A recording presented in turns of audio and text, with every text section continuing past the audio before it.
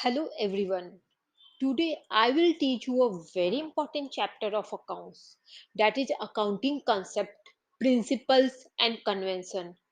The most important chapter across all the chapter in the accounts is accounting principles. क्यों है? क्योंकि pure accounting के जो rules है, प्रिंसिपल्स है, वो यहाँ पर डिफाइन है. So let's start the chapter. It's a very very important chapter. So before going to the theoretical definition, I just want to give you an example.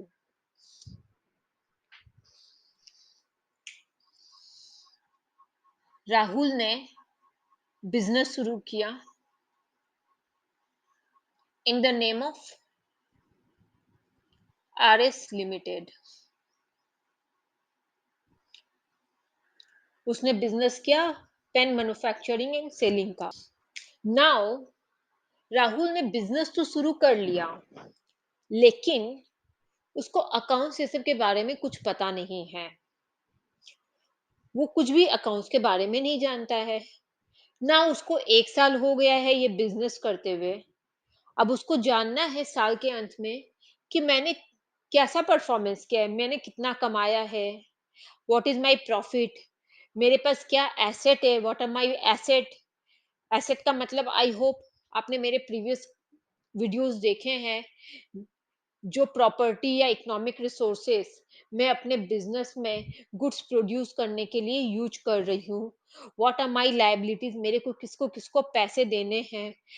अगर आपने वीडियोस नहीं देखे हैं तो I will recommend you to please go and watch those videos to understand the terminology, what are asset, what are liabilities.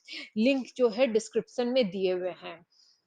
Now तो राहुल ने क्या किया, राहुल ने अपने सारे bills, invoices, voucher, bank statement सब कुछ लिया और उसने 3 डिफरेंट अकाउंटेंट ढूंढ लिया. उसने बोला एक एक्स है, एक वाई है, एक जेड है. उसने इन अकाउंटेंट को ढूंढा और उनको जाकर बोला कि मेरे को 3 साल हो 1 साल हो गए अपना बिजनेस करते हुए, लेकिन मेरे को अकाउंट्स के बारे में कुछ भी नहीं आता है. ये मेरे सारे डॉक्यूमेंट्स है, वाउचर है, बैंक स्टेटमेंट है, बिल है, जो जो चाहिए आपको, तो आप मेरे को मेरा फाइनेंशियल स्टेटमेंट बनाकर दे दो, मेरे अकाउंट्स बना दो, फाइनेंशियल स्टेटमेंट बना दो, which will help me to understand कि मैं कैसा बिजनेस कर रहा हूँ, मेरा फाइनेंशियल पोजीशन कैसा है. ठीक है. अब आफ्टर फ्यू वीक्स ये लोग तीनों राहुल के पास वापस गए और बोला लीजिए अपना profit and loss, balance sheet, cash flow, ये आपके फाइनेंशियल स्टेटमेंट है, ये आपका प्रॉफिट है, ये आपका बैलेंस शीट है, आपको इनसे पैसे लेने हैं, इनको देने हैं. उन्होंने सब कुछ बता दिया. अब तीनों ने अपने अपने फाइनेंशियल स्टेटमेंट राहुल को दिए, राहुल को समझा दिया. अब राहुल ने क्या नोटिस किया कि ये तीनों ने जो मेरे को फाइनेंशियल स्टेटमेंट दिया है उसमें प्रॉफिट जो है तीनों ने अलग अलग दिखाए हैं. राहुल को थोड़ा लगा कि तीनों ने प्रॉफिट अलग अलग दिखाए. लेट्स सपोज एक्स ने बनाया तो एक्स ने दिखा दिया 20 लाख का प्रॉफिट, वाई ने बोला भाई आप 17 लाख कमाए हैं, और जेड ने बोला कि आप तो 22 लाख कमाए हैं. अब उसके पास राहुल के पास 3 फिगर आ गई कि भाई पूरे साल में एक बोल रहा है 20 लाख, एक 17 लाख, एक 22 लाख. राहुल गॉट कंफ्यूज कि ये कैसे हो सकता है.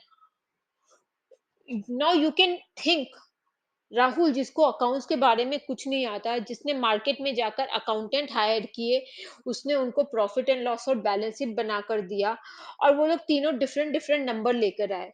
राहुल क्या सोचेगा कि ये अकाउंटिंग होती कैसे है, मतलब उसका क्या इंप्रेशन होगा. उसको तो यही लगेगा कि यहाँ लगता है हर कोई अपना अपना रूल लगाता है, क्योंकि उसने तो 3 बंदे हायर किए थे और तीनों ने अपने अपने रूल लगाकर उसको प्रॉफिट दे दिया. इसका मतलब है देयर इज नो स्टैंडर्डाइजेशन. यहाँ कोई रूल्स नहीं डिफाइन है. जिसके जो मन में आता है वो कर देता है और बोलता है प्रॉफिट है, ये तुम्हारा बैलेंस शीट बना दिया है, एकदम परफेक्ट है. कोई स्टैंडर्ड रूल नहीं है, क्योंकि अगर कोई स्टैंडर्ड रूल एंड प्रिंसिपल होते तो तीनों उसके पास एक ही तरह का प्रॉफिट लेकर आते. एंड अगर लेकर भी आते तो थोड़ा बहुत गैप होता, नहीं इतना गैप नहीं होता जितना हम यहाँ पर देख रहे हैं.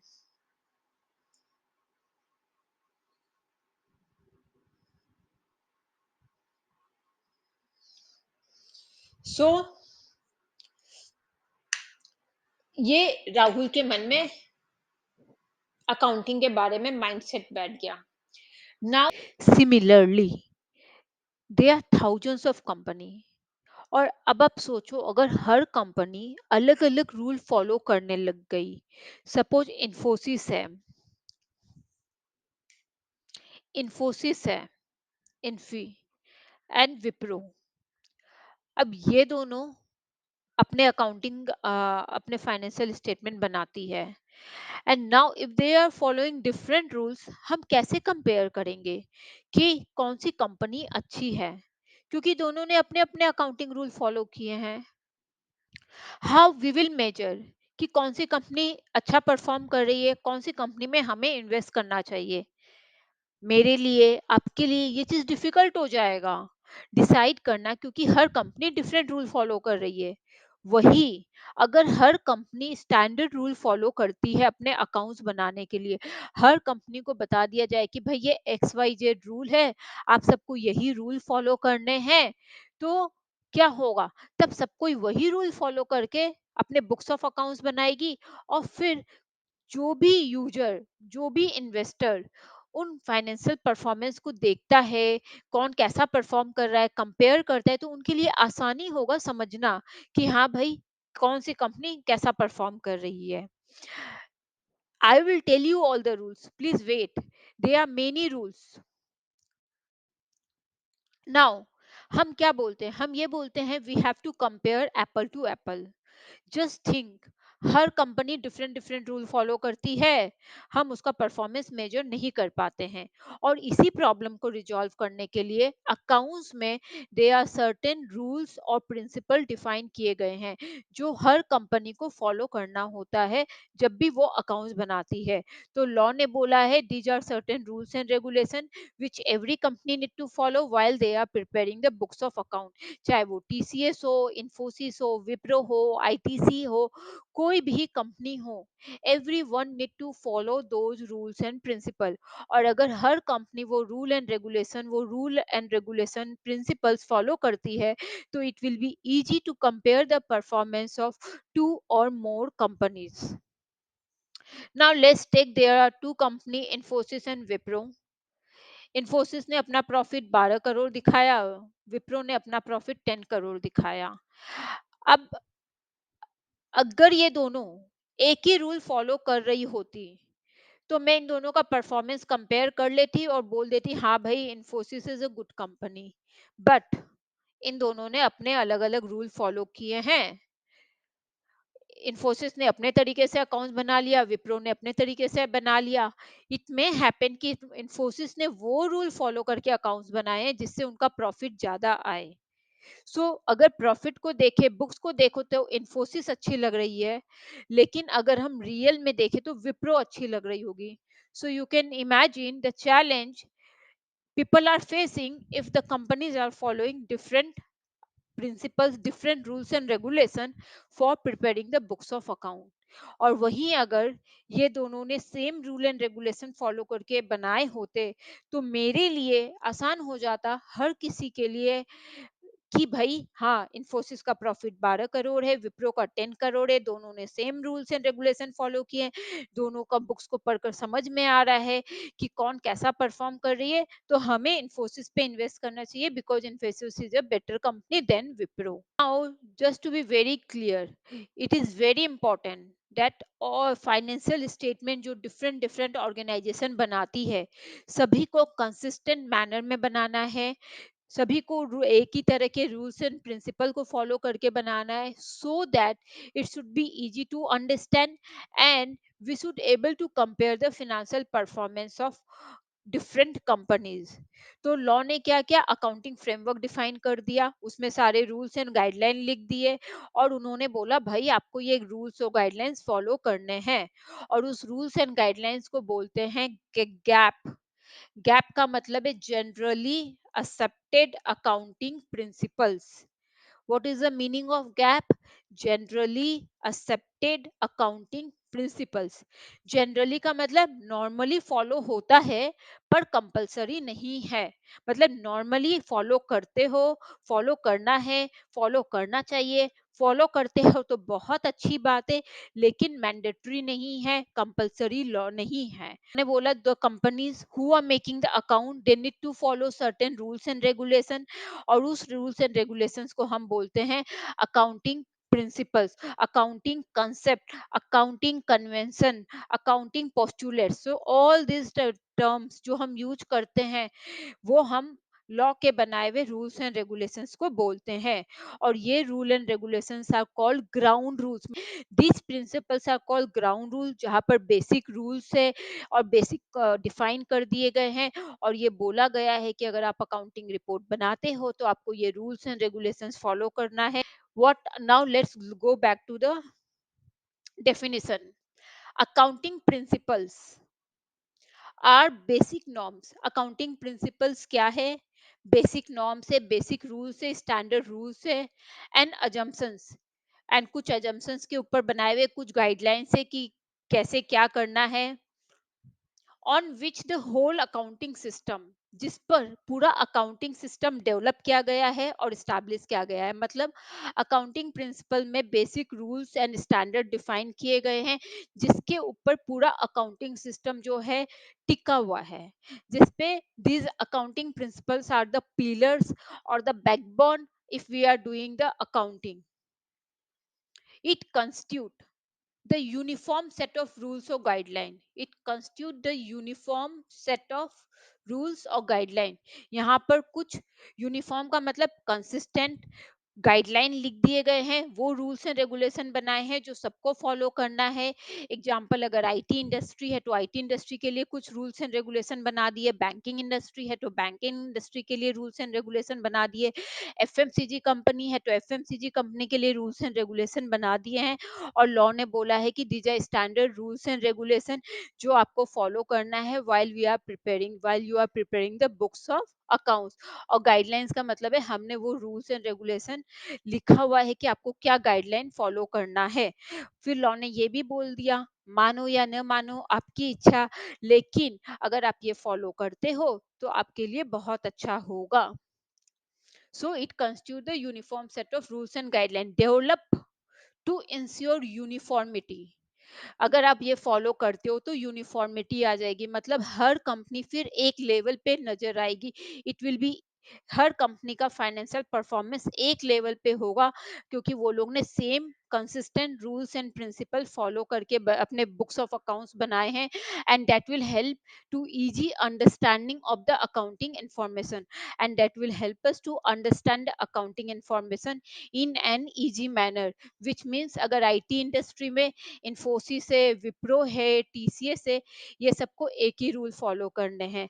अगर बैंकिंग में हम जाते हैं, वहां पर क्या है, एचडीएफसी है, एसबीआई है, बैंक ऑफ बड़ौदा है, बड़ौदा, आईसीआईसीआई बैंक है, इनके लिए एक अलग गाइडलाइन बना दिए और उन्होंने बोला कि भाई इसको फॉलो करती है ये सारी कंपनी तो it will be good. Now you think, अगर आपको बैंकिंग सेक्टर में इन्वेस्ट करना है और आप ये चार कंपनी उठाते हो, इन चारों कंपनी का फाइनेंशियल एक ही रूल्स एंड रेगुलेशंस के बेसिस पे बना हुआ है, तो it will be easy for you to compare the financial performance of this four companies and decide on which company I should invest. Similarly अगर मेरे को आईटी इंडस्ट्री में इन्वेस्ट करना है, इन्फोसिस है, विप्रो है, टीसीएस है, कोफोर्ज है, तो क्या होगा अगर मैं इन सबका फाइनेंशियल इंफॉर्मेशन को कंपेयर करूं, and all have prepared using the consistent और the standard uniform set of rules and guidelines, तो मेरे को इनके अकाउंटिंग इंफॉर्मेशन इजीली समझ में आ जाएंगे। क्यों? क्योंकि ये चारों यूनिफॉर्मिटी एक ही लेवल पर है, इनके चारों के बुक्स ऑफ अकाउंट एक ही लेवल पे बना, एक ही लेवल पर है, इनके चारों के बुक्स ऑफ अकाउंट एक ही लेवल पे बनाए हुए हैं, एक ही रूल एंड गाइडलाइंस को फॉलो करके बनाए हुए हैं। 10 rules are defined for each company. 10 rules define किए हुए हैं फॉर ईच इंडस्ट्री के लिए। To ensure they are following these rules and guidelines, the company should follow these rules and guidelines, and we as an investor, as a user of financial information, able to compare these companies at the same level। There are many accounting principles. थोड़ा wait करो, आपको बताती हूँ मैं। बहुत सारे accounting principles है। All are not mandatory to follow by law, but it's mention if their companies are following it will be good. Now we are going to cover what are the accounting principle features.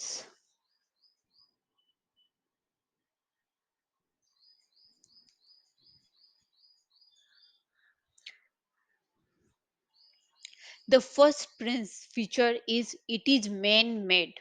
There is no formula to the accounting principle. It is made through the experiences. जैसे लोगों ने accounting कर रहे हैं आज 80-90 years से, तो उन्होंने ये प्रिंसिपल जो बनाए हैं अकाउंटिंग प्रिंसिपल, ये मेन मेड है, ये एक्सपीरियंस से बने हैं, ये उनके अनुभव से बने हैं। फॉर एग्जाम्पल, अगर आप जीएसटी देखो, जीएसटी लॉन्च हुआ था 2017 में। तब कुछ रूल्स एंड रेगुलेशंस थे, और धीरे धीरे लोगों ने अपने अनुभव से उन प्रिंसिपल्स को इवॉल्व किया और बेटर लाने की कोशिश की, so that it will help the business people to file the GST return in an easy manner. Thus, all the accounting principle जो बने हुए हैं, all are man made through the experiences gained by the users, and we should conclude और we should say कि कोई scientific formula नहीं है कि ऐसा ही होना चाहिए। As these are made through experiences, so it's called man made without any fixed rules and regulations.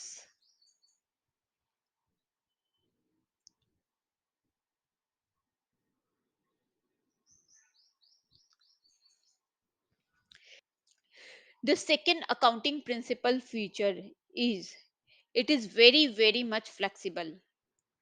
Rules बताकर रखे हैं जो हर कंपनी को फॉलो करना है, लेकिन एट द सेम टाइम उनको छूट भी देकर रखी है कि अगर कंपनी चाहे तो कोई और रूल भी फॉलो कर सकती है। द ओनली कंडीशन इज कि वो जो भी रूल फॉलो करे उससे उनका फिनेंशियल पोजीशन का true and fair view represent हो, अपने इंफॉर्मेशन वो सही ढंग से शेयर करे, सही शेयर करे। दस, इट इज नॉट मैंडेटरी, जरूरी नहीं है कि company need to follow those principles, but at the same time ये भी बोला है कि it is expected that every company should follow. क्यों? अगर फॉलो करती है तो वो वैल्यू क्रिएट करती है शेयर होल्डर्स के लिए, वो वैल्यू क्रिएट करती है जो यूजर्स फाइनेंशियल इंफॉर्मेशन को यूज करते हैं। Thus it is good if we follow these accounting principles.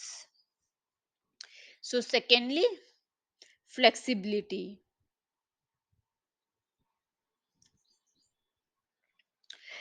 The last feature is generally accepted. ये जो अकाउंटिंग प्रिंसिपल हम अभी पढ़ेंगे, ये अकाउंटिंग प्रिंसिपल जो बने हुए हैं, ये normally all over the world में फॉलो होते हैं।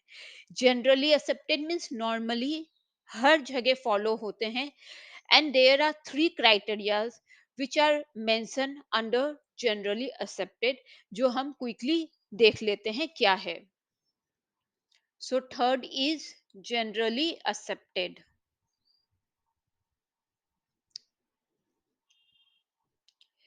The rules are followed or accepted across all over the world. इसमें फर्स्ट क्राइटेरिया है रेलेवेंस। तो जो भी रूल यहाँ पर प्रेस्क्राइब है, बहुत सारे रूल प्रेस्क्राइब है, अभी हम पढ़ेंगे। It is good to follow all the rules, but then at the same time जब हम देख रहे हैं प्रिंसिपल देख रहे हैं, वी शुड सी कि कौन से अकाउंटिंग प्रिंसिपल मैं फॉलो कर रही हूँ, is it applicable to my business. जो भी मैं फॉलो कर रही हूँ, क्या उससे शेयर होल्डर को समझ में आएगा कि मैं क्या बोलना चाहती हूँ? क्या उससे शेयर होल्डर डिफरेंट कंपनी के परफॉर्मेंस को कंपेयर कर पाएंगे एंड समझ पाएंगे कि कौन सी कंपनी बेटर है? सो जो भी अकाउंटिंग प्रिंसिपल मैं फॉलो करूं, it should be relevant to my industry, my business. ऐसा नहीं होना चाहिए कि मैं आईटी का धंधा कर रही हूँ और फॉलो कर रही हूँ अकाउंटिंग प्रिंसिपल जो बैंकिंग के लिए मैंडेटरी है। तो वी शुड इंश्योर दैट हम जो भी अकाउंटिंग प्रिंसिपल फॉलो कर रहे हैं वो मेरी इंडस्ट्री से रिलेटेड है। It should be easy to shareholder to understand, and हम वो प्रिंसिपल कंसिस्टेंटली फॉलो कर रहे हैं। हम बाद में पढ़ेंगे कंसिस्टेंटली का मतलब बहुत ही डिटेल में, but whatever we are following, हम हर साल फिर वही प्रिंसिपल्स को फॉलो करते रहे। हमारा जो प्रिपरेशन है फाइनेंशियल स्टेटमेंट बनाने का प्रोसेस और द प्रिंसिपल जो हम फॉलो करके बना रहे हैं वो मेरा कांस्टेंट होना चाहिए। तो first is relevance, second is objectivity. It should be free from personal bias. ऐसा नहीं होना चाहिए कि मैं किसी के इन्फ्लुएंस में आकर ट्रांजैक्शन अपने बुक्स में रिकॉर्ड कर रही हूँ। I should record the transaction according to the voucher, according to the evidence, according to the value I pay in the market for purchasing any asset. Example, suppose मैंने machinery खरीदी 5 लाख की, अब मेरे को कोई इन्फ्लुएंस करा जा रहा है, मैनेजमेंट बोल रहा है नहीं 7 लाख में रिकॉर्ड करो। तो ऐसा नहीं होगा कि मैं 7 लाख में रिकॉर्ड कर लूंगी, नहीं, मैं बोलूंगी मेरे पास 5 लाख का वाउचर है, मैं 5 लाख में ही रिकॉर्ड करूंगी। So we should ensure that it should be free from personal biases. Third one is feasibility.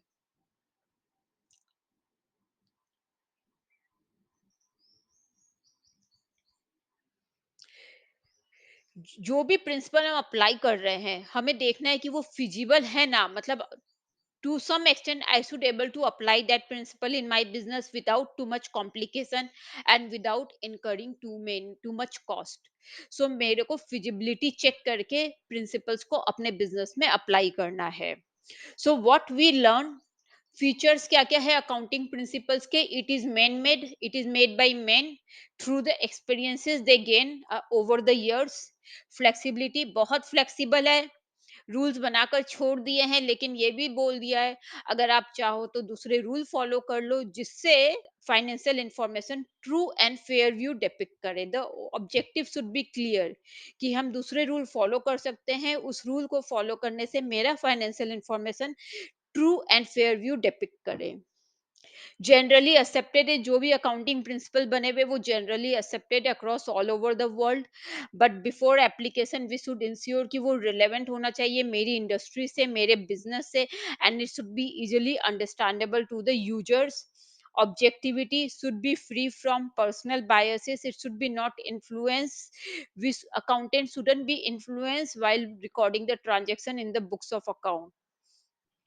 Feasibility, अब प्रिंसिपल जो भी हम अप्लाई करेंगे हमें इंश्योर करना है कि हमारा टू मच कॉस्ट नहीं इन्वॉल्व होना चाहिए, कॉम्प्लेक्सिटी हमें नहीं फेस होनी चाहिए अपने बिजनेस में while adapting these accounting principles। Now let's quickly look into the types of accounting concepts and principles. So we have types. It is divided into two parts,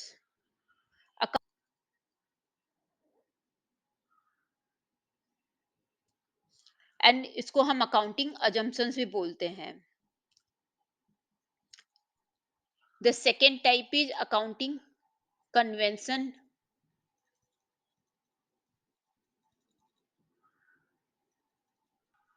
These are 11 parts and accounting convention are 3 parts। हम सबके बारे में पढ़ेंगे।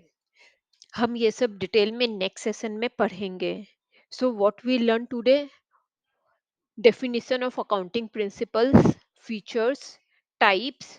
There are two types of accounting principles and concepts. Accounting concept and assumptions, there are 11 parts of it. Accounting convention, there are 3 parts of it। हम detail में next session में इन सब के बारे में पढ़ेंगे। Thank you very much.